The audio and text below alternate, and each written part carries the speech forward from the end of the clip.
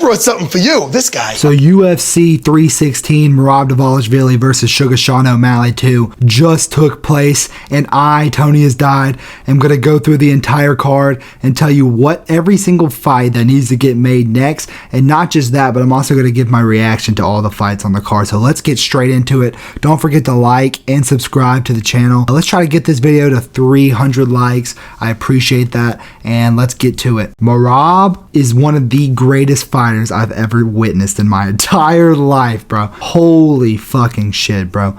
Merab Dvalishvili is the greatest bantamweight of all time, and not just the greatest bantamweight of all time. He is a top 10, if not top 7 fighter of all time, bro. Because dude, let's really think about this, all right? Let's really think about this. John Jones is better, all right? GSP is better. Mighty Mouse is better. But is he really? Is Mighty Mouse have a better legacy than Merab? If we go resume for resume, bro, and you look at Mighty Mouse and you look at Merab, I'm just gonna say, bro, I think Mighty Mouse is still better all the time, but I think resume-wise, I think Merab might have a better resume, bro. GSP, Jones, Volk, Islam, you can go DC maybe.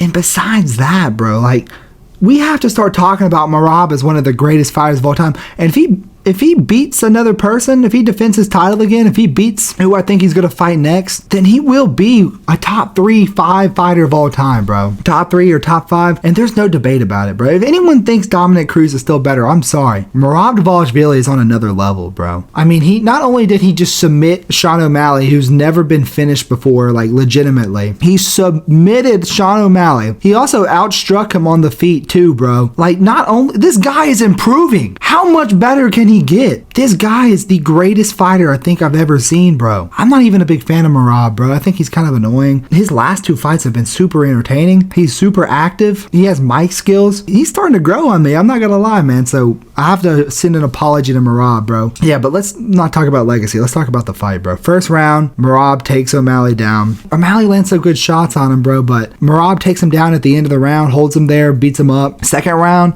it was a close round, but I still scored it for Merab. O'Malley landed some good shots, but once again, Merab and him were going tit for tat in round 2. But yeah, Merab still outstruck O'Malley on the feet.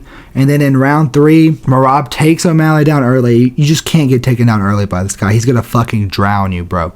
He's gonna fucking drown you, all right? He takes O'Malley down, beats the fuck out of him. O'Malley stands up 3 times, and he just keeps getting taken down over and over and over again. It's going to be a 10-8 round, and then Merab sinks in a fucking choke and just O'Malley taps to it, bro. And that was the end of that, bro. Nobody has done O'Malley like that before. Not even fucking Peter Yan and Aljo, bro. Merab is just on another level than almost everybody in the UFC, bro. And he's crazy too, bro. Who do I think they should fight next? I think for Merab, you gotta do Corey Sandhagen. Now look, I understand that Corey Sandhagen might not be the most deserving. He just lost to Umar, but Merab has beaten everybody else in the division already. Do we really want to see him fight Yan again already? So I think Corey Sandhagen versus Merab makes a lot of sense. And we can do, in the meantime, we can do Sean O'Malley versus Peter Yan, rematch, 5 rounds. We can do this as a co-main event to some card. I'm not sure when O'Malley's going to be okay again, but everyone wants to see Peter Yan and O'Malley run it back. So why not do O'Malley versus Yan, 5 rounds, run it back. I don't think you guys understand how impressive it is to just finish O'Malley. He played with him in the 3rd round. He was just doing whatever he wanted to him, man. Merab is a fucking animal, bro. I mean, listen, man. If we compare Cruz's legacy to Merab, Cruz beat Uriah Faber twice. He beat TJ Dillashaw. He beat DJ. He beat TJ Dillashaw as well. So those are really good wins, bro. But then we look at fucking Merab. He beat O'Malley twice. He beat Umar. He beat Peter Yan. He beat Jose Aldo. It's night and day, bro. Merab is the greatest bantamweight of all time, and he's a top 10 fighter of all time.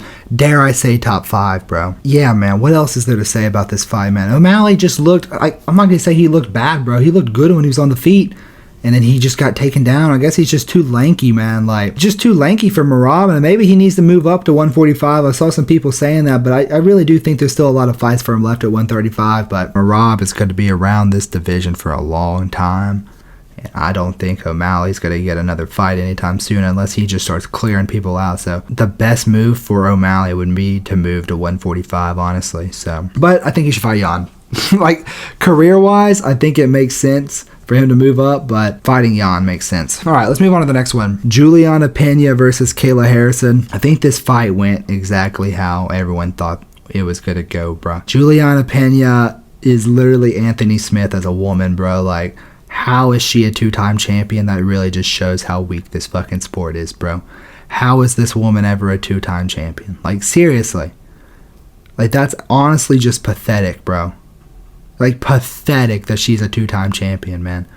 But Kayla Harrison does what Kayla Harrison does. Fucking took Juliana Pena down round 1, beat her up on the ground. She like stacked guard on her for a second, and Juliana Pena landed some up kicks and got a point taken. Doesn't matter. 10-8 round for Kayla Harrison. Second round, Kayla Harrison takes Juliana Pena down again. Just smashes her on the fucking ground. She's literally a dude, bro. Like this isn't an insult. Like, when you're in WMMA, the more masculine you look, the better of a fighter you are, and that's just a fact, all right? I mean, she has capped delts, bro. She literally has definition in her arms. Like, she has veins popping out of her arms, bro. Who did you think was going to win this fight? Anyone that picked Juliana Pena is an idiot, and you should never trust their picks, bro. I'm sorry. If you picked Juliana Pena to win this fight, you don't know fucking sport, bro.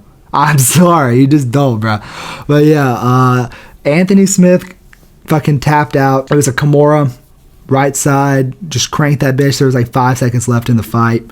Tapped out Juliana Pena. Now, the fight to make, Kayla Harrison versus Amanda Nunes. I think that's actually, I dare I say, an entertaining women's fight. Who will win, the new gen or the old gen? But here's the real kicker, bruh. I think they should do this at 145 because there haven't been any title fights at 145 since Nunes retired. And you can just make an argument that, like, okay, you can just reinstate Nunes as the 145 champion and just say Kayla Harrison's moving up to fight her because she never lost the 145 belt. She gave it up, and there hasn't been a vacant fight for it. So fuck it, bro.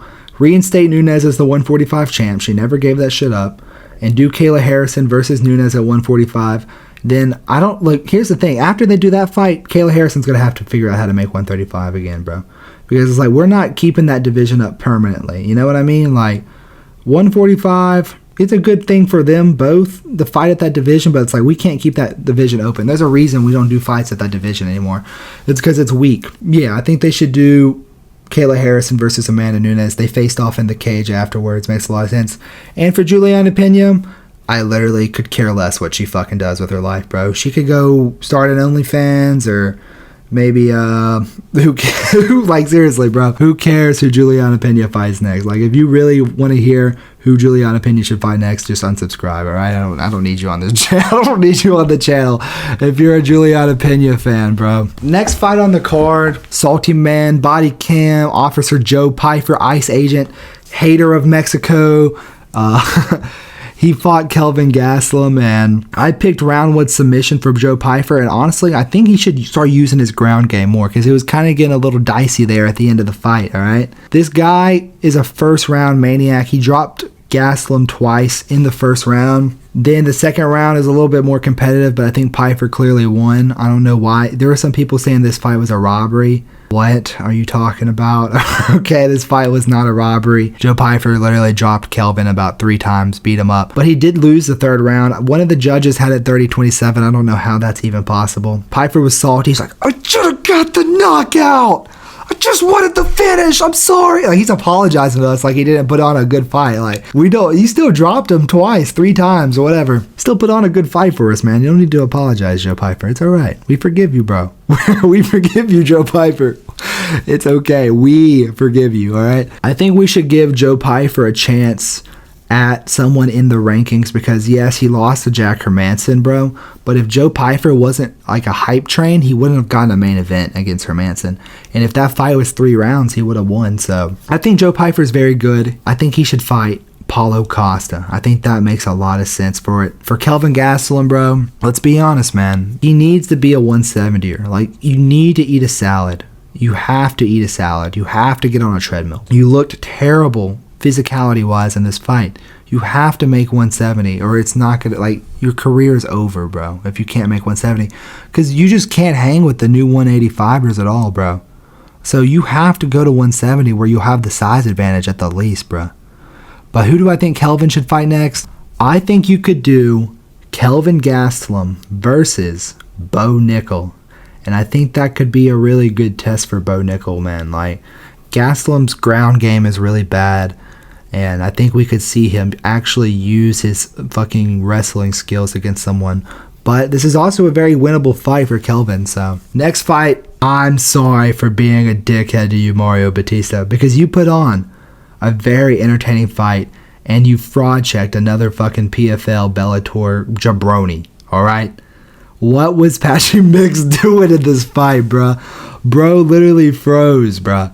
He's literally frozen like Elsa. He frozen like Elsa. Alright? He's literally, the Statue of Liberty had better striking defense than Patrick Mix. Bro, he literally looked like he had Usman knees out there. His feet were glued to the ground or some shit, bro. I don't know what was going on with Patrick Mix in this fight, but that doesn't matter, bro. Because Mario Bautista beat the fuck out of him in every exchange. Literally whooped Patrick Mix 30-27. Put on a very entertaining fight. People in the crowd were booing, but it doesn't matter, bro. Mario Bautista, I forgive you. Alright? I forgive you for your transgressions against Jose Aldo, alright? I picked Mario Bautista to win this fight because I saw Patchy Mix in Bellator. It was a robbery in his last fight, and he looked so slow on the feet.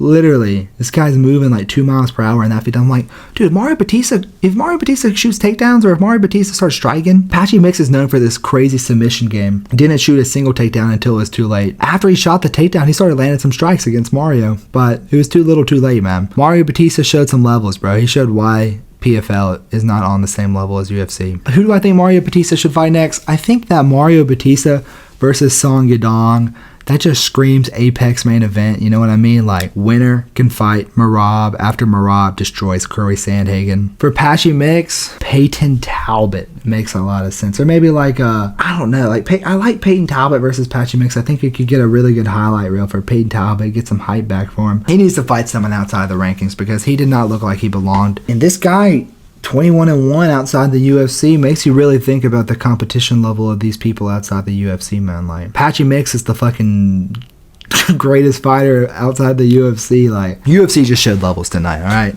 Respect to Mario Bautista. Sorry for clowning you. Kevin Holland, bro. Kevin Holland is a problem at 170, man. Because he has the size and length advantage, bro. Not only did he outstrike Luque with ease, won the first round, he beat the fuck out of Luque. He was talking shit to him the whole time. Literally, he's Deadpool, bro.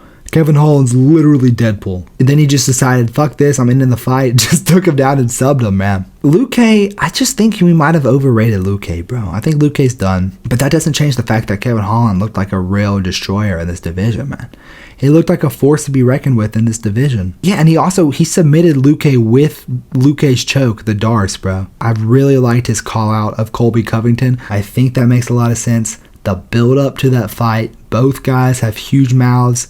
They will talk shit to each other. You could put that as like a co-main event for a crowded fight night. Maybe even a main event for a crowded fight night. Kevin Holland versus Colby Covington makes a lot of sense, and I love it. All right. Now for Vicente Luque, bruh. I'm not sure if these guys have fought in the past. I don't think they have. But I think Vicente Luque versus Gilbert Burns makes a lot of sense. And even though Luque is like 32 years old, I think the loser of that fight should just retire, bro. Let's keep it a buck, all right? The loser of that fight should retire, bro. Like, let's get these old heads some easy fights. Let's match them up against each other. Vicente Luque versus Gilbert Burns, I like it, all right? Now, let's talk about the prelims. My GOAT. Dude, Joshua Van is on another fucking level, bro. Joshua Van, I'll just say this right now. Joshua Van looks like one of the best strikers in the UFC, bro. His volume, his pace that he pushes, insanity. He dropped Bruno. That second round against Bruno Silva, that was arguably a 10-7, bro. Like that, he dropped him 3 times in 1 round. And then he finishes the fight with a knockout in the 3rd round. Joshua Van versus Brandon Moreno, title eliminator. You gotta run it, bro. Joshua Van is the fucking truth, bro. And I'm tired of pretending like he's not. Yes, he lost to Charles Johnson, but that was short notice. And Charles Johnson was much bigger than him. He was winning that fight before he got knocked out, too. Dude, this guy is literally just like a shrunken Max Holloway. He's that good. Joshua Van deserves all the flowers in the fucking world. This guy is a fucking legend. This guy is... I gotta stop glazing, alright? But I think Joshua Van should fight Brandon Moreno. And for Bruno Silva, tough loss against Joshua Van. I think he should fight the winner of Kai Asakura and Tim Elliott. Those 2 guys are booked. I think he should either fight the winner or the loser. I think either way makes a lot of sense. Joshua Van is my goat, bro. This is my little boy, bro. I love him. Azamat Murzakanov versus Brendanson Ribeiro. This fight should have never been made, and if you watch the fight, you know why it should have never been made, all right? Azamat Murzakanov just goes out there, knocks out Brendanson Ribeiro. Brendanson Ribeiro didn't deserve to be in there, and I feel bad for him because that's who he was originally supposed to fight, Johnny Walker, and Brendanson stepped in on short notice, probably threw him some extra money to get knocked out. Really unfortunate for Brendanson Ribeiro, but Azamat Murzakanov is he's a legit fighter at light heavyweight. He will be a legit light heavyweight, all right? Who do I think Azamat should fight next? I think they should just rebook the Johnny Walker fight. Sergey Spivak. He's a great fighter. Is he really? Dude, I saw some people saying that this fight was a robbery. In no world was this fight a robbery. Waldo Cortez Acosta debatably won every round. Like, that's not a crazy thing to say. Who do I think Waldo should fight next? I think Sergey Pavlovich makes a lot of sense. Sergey Pavlovich or Cyril Gane. Yeah, man. And he'll probably get whooped by them. That's just the way that this goes, bruh. I don't think he beats Sergey Pavlovich, Cyril Gane, Volkov. He needs to fight one of those people next. So Sergey Spivak, give him that Shamil Ghazi of next, man. Your role as the gatekeeper continues. You gotta hold the gate. Hold the door. Hold the door. Back to the apex for you, buddy. All right. Next fight, Andreas Gustafsson said he was gonna go full restart mode, if you know what I mean. Walk straight forward, didn't give a single fuck. Yeah, Andreas Gustafsson wins. I'm not matchmaking them. My goat Wonton. She destroyed Ariana De Silva, even though Ariana De Silva missed weight by 6 pounds. I'm telling you, Brad, Wonton's one of the best strikers in this division. Super slick on the feet, and she honestly looked kind of weird tonight. She didn't look like she was in the right space tonight. She looked kind of small, too, for the division. Might have just because Ariana missed weight by so much, but yeah, man. I think Wonton looks really good. I think it's going to take a top-level fighter to beat her. I think she called out Jessica Andrade.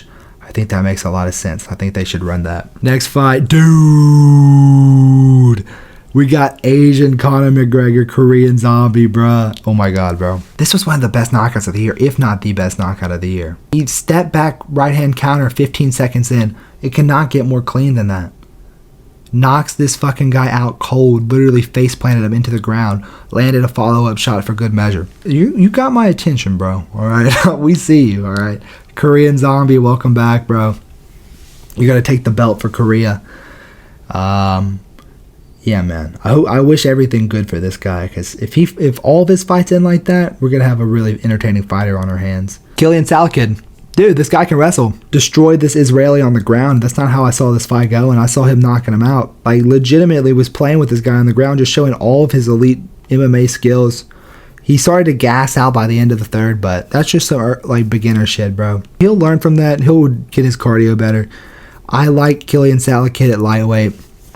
This guy's got a good future ahead of him, all right? And you know what? I'm not going to clown him, all right? He might be Israeli or whatever, but now Ashmouz put up a good fight as well, all right? I can see him putting together. So he has some underrated win. He has that win over Sam Patterson that's really good. Really good fight. I like Killian Salakid's future. Just got to work on that cardio. Markel Medeiros versus Mark Chonsky. I mean, what does it really say? This was a pretty average fight. Markel Medeiros just beat the fuck out of Chonsky, all right? But yeah, man. This was actually a really, really, really good card. Super entertaining. Merab Dvalishvili establishes himself as one of the greatest fighters of all time. The greatest bantamweight of all time. For O'Malley, it's back to the drawing board, man. Like, I really don't know what the future has for O'Malley, because now that he's abandoned the Sugar persona, it's like, now he's not the champ. He's not going to get another rematch against Merab. But overall, man, really good card, and I got every single pick right, man. I went 13 for 13, not the flex. Oh, I'm gonna flex, bro. I'm the fucking god of this. I run this fucking sport, man. Thank you guys so much for watching. If you liked the video, like, subscribe, do all that YouTube shit, and thank you. Goodbye.